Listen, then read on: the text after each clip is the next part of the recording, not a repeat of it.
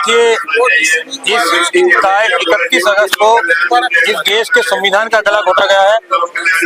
पूरी न्यायपालिका जो संविधान पर हाथ रखकर शपथ लेती है, उस न्यायपालिका ने अपनी शपथ को तोड़ा है। जो हमारे नौकरशाह हैं, जो कानून के प्रति पालन करने के जिम्मेदार हैं, उन्होंने अपने कानून के प्रति जो उत्तरदायित्व है उसको तोड़ा है और एक निर्दोष संत को बिना किसी सत्यता के, बिना किसी गवाही के, बिना किसी सबूत के गिरफ्तार किया गया है और 11 साल से जेल में रखा गया है। चलो जेल में रखो आप, पैरोल और फरलो हर कैदी का अधिकार है। उनके समधी की मृत्यु हुई, उन पर विपत्ति है, उनका बेटा जेल में है, किंतु एक बार भी 11 साल में बाप बेटे को मिलने दिया गया है। एक दिन भी के लिए भी पैरोल नहीं दी गई है। आप इसीलिए समझ सकते हो कि कितना बड़ा अन्याय आसाराम बापू के साथ हो रहा है। क्या लग रहा है कि गुजरात से है और आसाराम जी का कहा उनका कार्य क्षेत्र था और बहुत ज्यादा बढ़ा दिया, क्या लग रहा है कि इसलिए मोदी जी डर रहे हैं उनसे? मोदी जी डरने नहीं है। जो मोदी जी को प्रधानमंत्री बनाने वाले कौन है? किसने घोषणा की थी, किसने भविष्यवाणी की थी कि मोदी जी आए थे जब मुख्यमंत्री थे आसाराम बापू, उन्होंने कहा तुम प्रधानमंत्री बनोगे। और आज मोदी जी प्रधानमंत्री किसके कारण है? आसाराम बापू जी के आशीर्वाद के कारण है। किंतु इस देश में आप ये मत समझो मोदी का राज चल रहा है।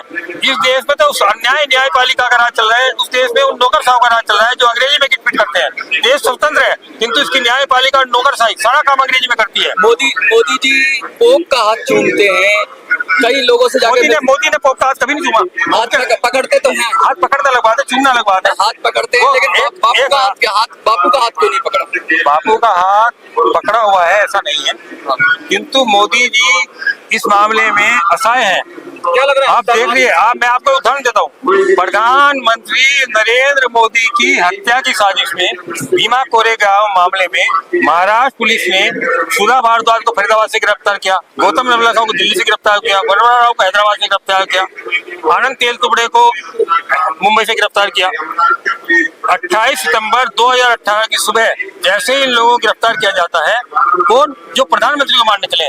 देश के 3 उच्च न्यायालय उनकी जमानत याचिका पर 4 घंटे के अंदर सुनवाई कर रहे हैं जो प्रधानमंत्री को मारने चले। अभी हाईकोर्ट में सुनवाई पूरी नहीं हुई है कि 3:30 बजे इन देशद्रोहियों का वकील, नक्सलवादियों का वकील, उनका उसी गैंग का एक सदस्य प्रशांत भूषण सर्वोच्च न्यायालय में याचिका लगाते हैं और दीपक मिश्रा 4 बजे इस पर सुनवाई करते हैं और 5 बजे उन लोगों को पुलिस अभिरक्षा से छोड़ने का आदेश दे दिया जाता है जो प्रधानमंत्री को मारने चले। आप देखिए ना, क्या मोदी कहेगा मुझे मेरी हत्या करने वालों को तुम छोड़ दो?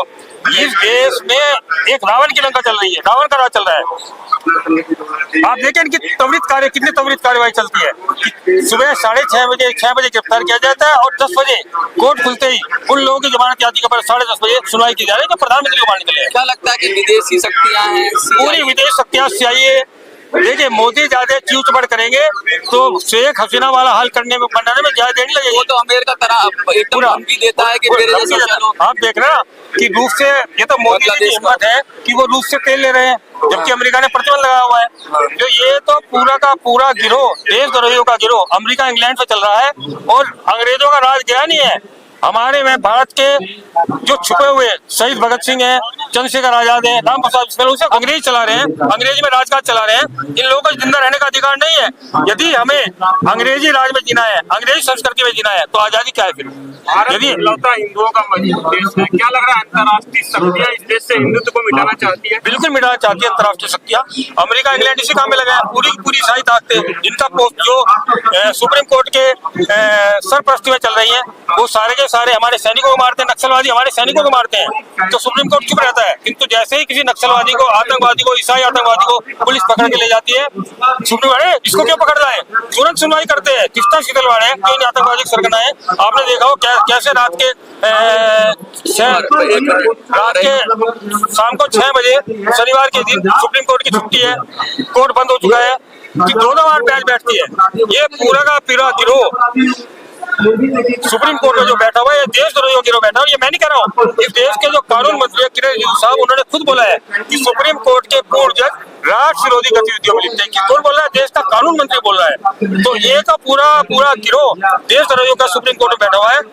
और यही बात हमारे रंजन गोगोई साहब जो पूर्व प्रधान न्यायाधीश है, उन्होंने कहा है कि सुप्रीम कोर्ट को आधे दर्जन ऐसे लोगों ने अपने गिरफ्त में लिया हुआ है जो जजों को फिरौती देते हैं। जब तक इस गैंग का गला नहीं घोटा जाएगा सुप्रीम कोर्ट में किसी को न्याय नहीं मिल सकता। क्या लगता है कि इसका सोल्यूशन क्या है, कैसे सुधरेगा, क्या क्या करना चाहिए? ये लोग सुधरने वाले नहीं है। रावण को मंदोदरी ने समझाया, विभीषण ने समझाया, उसके नाना माल्या ने समझाया, कुंभकर्ण ने समझाया, सबने समझा कि तुम सीता को छोड़ दो। किंतु जो अन्याय होता है, जो राक्षस होते हैं, उनको मारा जाता है।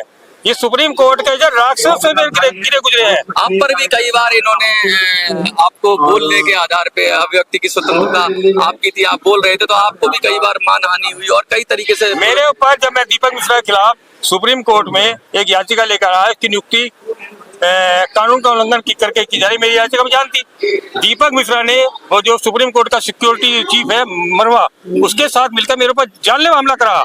इसके अलावा जब मैं नहीं रुका और इनके षड्यंत्र का पूरे देश को उजागर करता रहा कि सुप्रीम कोर्ट के जो राष्ट्र विरोधियों से मिले हुए हैं, देशद्रोही मिले, आतंकवादी छोड़ते हैं, देखो मोदी का चारों कैसे छोड़ा। मैं सारा जब इनकी पोल पट्टी पूरे देश को खोलना शुरू की, और ये देखो हिंदू धर्म पर कैसे अत्याचार हमला कर रहे हैं। दिवाली के पटाखों में कोई प्रदूषण नहीं, मैंने पूरा साबित किया। मैं एक मेट्रोलॉजिकल इंजीनियर हूँ और मुझे पता है कि प्रदूषण क्या होता है। कोयला जलता है तो कौन कौन सी गैस निकलती है, डीजल जलता है कौन कौन सी गैस जलती है भट्टियों में से, मुझे सब पता है। मैंने जब उन सब आंकड़ों को प्रस्तुत किया, वो दिखाया कि दिवाली से पहले दिन प्रदूषण के जो आंकड़े हैं वो दिवाली की रात को है, जो ही एयर क्वालिटी इंडेक्स अगले दिन है, और इससे 2, 4, 10, 20 ट्रक पटाखे फूकने हुए पर्यावरण पे कोई फर्क नहीं पड़ता है। तो ये बौखला गए और इन्होंने मुझे जबरदस्ती जेल में जाए। मेरे व्हाट्सएप से एक संदेश गया था कि शरद अली बोबडे ने, जिसने भगवान जगन्नाथ की रथ यात्रा पर रोक लगाई है, पुलिस का कहना है कि मेरे व्हाट्सएप संदेश गया कि उसके अगर उसको जूते मारने चल रहा है। जूते मारने यदि 2 व्यक्ति सड़क पे झगड़ पड़ते हैं, जूता पथरम करते हैं, तो 100 रुपए का जुर्माना सजा है। किंतु उन्होंने मुझे 14 महीने जेल में डाला है। एक अपराध में एक मुकदमा चल सकता है, हिंदुस्तान का अनुच्छेद 20 तो कहता है मूल अधिकार का। आप रुके तो नहीं, डरे तो नहीं, क्या लगता है लगातार आपके बाद? देखिए, भगवान ने मुझे बताया है, सबको नहीं बताया है कि ये सुप्रीम कोर्ट के जज आतंकवादियों के साथ है, देशद्रोहियों के साथ है, नक्सलवादियों के साथ है। ये पूरा देश में देशद्रोहियों का जो क्या है, तब तक मैं टेंशन काटूंगा, इन देशद्रोहियों का विनाश करूंगा मैं। जय हिंद, जय भारत।